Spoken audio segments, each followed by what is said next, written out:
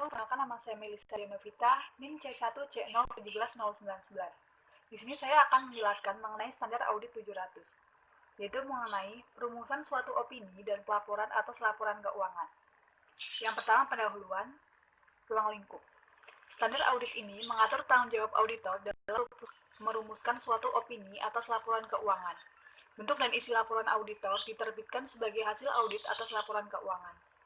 Standar audit ditulis dalam konteks laporan keuangan bertujuan untuk umum yang lengkap. Standar audit ini mendorong konsistensi dalam laporan auditor. Ketika auditor telah dilaksanakan berdasarkan standar audit, mendukung kredibilitas dalam pasar global dengan membuat audit tersebut lebih siap dapat teridentifikasi.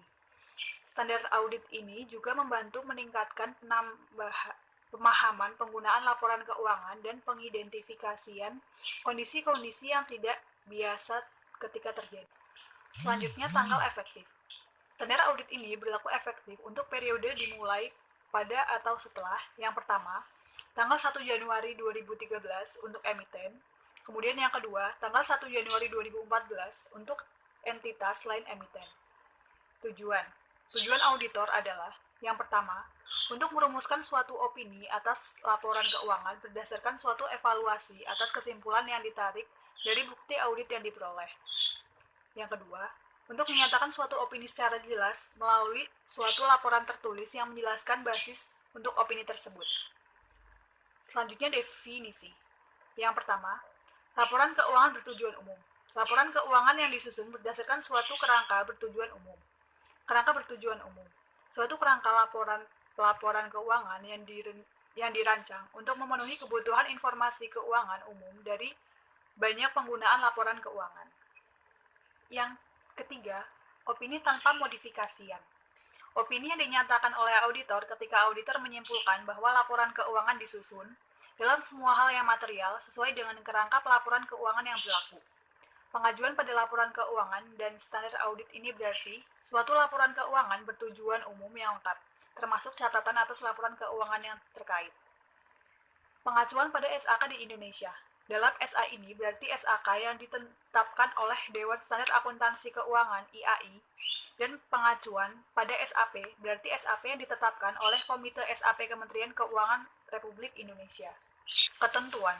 Yang pertama, perumusan suatu opini atas laporan keuangan. Auditor harus merumuskan suatu opini tentang apakah laporan keuangan disusun dalam semua hal yang material, sesuai dengan kerangka pelaporan keuangan yang berlaku. Untuk merumuskan opini tersebut, auditor harus menyimpulkan apakah auditor telah memperoleh keyakinan memadai tentang apakah laporan keuangan secara keseluruhan bebas dari kesalahan penyajian material, baik yang disebabkan oleh kecurangan maupun kesalahan. Selanjutnya, bentuk opini. Auditor harus menyatakan opini tanpa modifikasi bila auditor menyimpulkan bahwa laporan keuangan disusun dalam semua hal yang material. Laporan auditor untuk audit yang dilaksanakan berdasarkan standar audit. Judul. Laporan audit harus memiliki sebuah judul yang mengidentifikasi secara jelas bahwa laporan tersebut adalah laporan auditor yang independen. Laporan auditor harus ditujukan kepada pihak sebagaimana yang diharuskan menurut ketentuan perikatan. Paragraf pendahuluan. Dalam laporan auditor harus, yang pertama, mengidentifikasi entitas yang laporan keuangannya diaudit. Yang kedua, menyatakan bahwa laporan keuangan telah diaudit. Yang ketiga, mengidentifikasi judul setiap laporan yang menjadi bagian dari laporan keuangan. Yang keempat, merujuk pada ikhtisar kebijakan akuntansi, signifikansi, dan informasi penjelasan lainnya. Kemudian yang terakhir, menyebutkan tanggal atau periode yang dicakup oleh setiap laporan yang menjadi bagian dari laporan keuangan. Selanjutnya, tanggung jawab manajemen atas laporan keuangan. Manajemen bertanggung jawab untuk menyusun laporan keuangan sesuai dengan kerangka pelaporan keuangan yang berlaku, dan atas pengendalian internal yang dipandang perlu oleh manajemen untuk memungkinkan penyusunan laporan keuangan yang bebas dari kesalahan penyajian material, baik yang disebabkan oleh kecurangan maupun kesalahan. Selanjutnya, tanggung jawab auditor. Laporan auditor harus menyatakan bahwa tanggung jawab auditor adalah untuk menyatakan suatu pendapat atas laporan keuangan berdasarkan audit. Kemudian, opini auditor. Ketika menyatakan suatu opini tanpa memodifikasi atas laporan keuangan yang disusun berdasarkan suatu kerangka kepatuhan, opini auditor harus menyatakan bahwa laporan kerangka disusun dalam semua hal yang material, sesuai dengan standar akuntansi keuangan di Indonesia. Selanjutnya, tanggung jawab laporan lainnya. Dalam laporan auditor atas laporan keuangan yang merupakan tambahan terhadap tanggung jawab auditor berdasarkan standar akuntansi untuk melaporkan laporan keuangan. Maka, tanggung jawab pelaporan lain tersebut harus dinyatakan dalam suatu bagian terpisah dalam laporan auditor yang diberi judul Pelaporan lain atas ketentuan hukum dan regulasi, atau judul lain yang dianggap tepat menurut isi bagian ini. Selanjutnya, tanda tangan auditor, tanggal laporan auditor. Yang terakhir, bentuk baku laporan auditor tanpa modifikasi. Dalam bahasa Indonesia, atas audit yang dilakukan berdasarkan standar audit yang ditetapkan oleh IAPI terhadap laporan keuangan yang disusun sesuai dengan suatu kerangka pelaporan keuangan yang berlaku umum. Selanjutnya yang keempat, informasi tambahan yang disajikan bersamaan dengan laporan keuangan. Informasi tambahan yang tidak diharuskan oleh kerangka pelaporan keuangan yang berlaku, tetapi merupakan suatu bagian integral dari laporan keuangan karena informasi tambahan tersebut tidak dapat dibedakan secara jelas dari laporan keuangan audit sebagai akibat dari sifatnya dan bagaimana informasi tambahan tersebut disajikan harus dicakup oleh opini auditor. Yang kelima, ketentuan penerapan. Sebagaimana diatur tersendiri dalam SA 710, kecuali untuk laporan auditor yang diterbitkan untuk tujuan penawaran umum, efek atau transaksi pasar modal yang sejenis. Seluruh laporan auditor atas laporan keuangan periode laporan keuangan dimulai pada masa atau setelah tanggal 1 Januari 2013 diterbitkan dengan menggunakan pendekatan corresponding, kecuali jika ditentukan lain oleh peraturan perundang-undangan yang berlaku yang mengacu pada standar audit yang diterapkan oleh IAPI. Selanjutnya, materi penerapan dan penjelasan lain. Yang pertama ada aspek kualitatif praktik akuntansi entitas. Dalam mempertimbangkan aspek kualitatif praktik akuntansi entitas, auditor mungkin menyadari adanya kemungkinan pertimbangan manajemen yang bias. Indikator terdapatnya pertimbangan manajemen yang bias bukan merupakan kesalahan penyajian untuk tujuan penarikan kesimpulan tentang kewenangan estimasi akuntansi individu.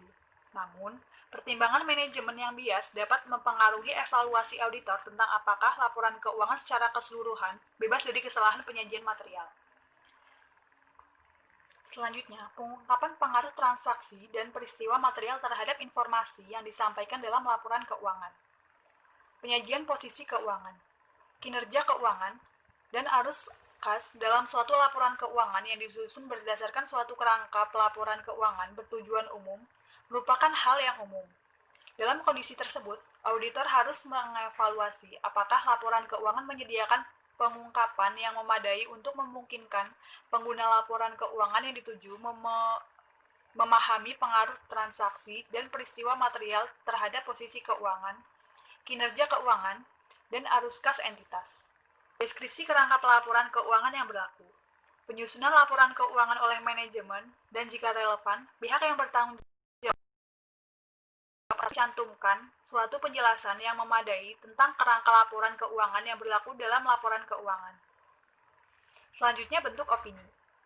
Meskipun laporan keuangan telah disusun berdasarkan ketentuan suatu kerangka penyajian yang wajar, kemungkinan laporan keuangan tidak menghasilkan suatu hal yang wajar. Dalam hal ini, kemungkinan manajemen perlu mencantumkan pengungkapan tambahan dalam laporan keuangan melebihi pengungkapan yang diharuskan oleh kerangka pelaporan keuangan atau dalam kondisi yang sangat jarang terjadi penyimpangan dari suatu ketentuan dalam kerangka pelaporan keuangan untuk mencapai penyajian wajar laporan keuangan. Selanjutnya, laporan auditor. Suatu laporan tertulis mencakup laporan-laporan yang diterbitkan dalam format kertas dan elektronik. Informasi tambahan yang disajikan bersamaan dengan laporan keuangan. Dalam kondisi tertentu, entitas mungkin diharuskan oleh peraturan perundang-undangan untuk secara sukarela memilih untuk menyajikan informasi tambahan yang tidak diharuskan oleh kerangka pelaporan keuangan yang berlaku bersamaan dengan laporan keuangan. Informasi tambahan yang dicakup oleh opini auditor tidak perlu secara spesifik di peraturan perundang-undangan untuk dan manajemen dapat memutuskan untuk tidak meminta auditor untuk mencari informasi tambahan dalam ruang lingkup audit atas laporan keuangan. Nah, apakah informasi tambahan yang tidak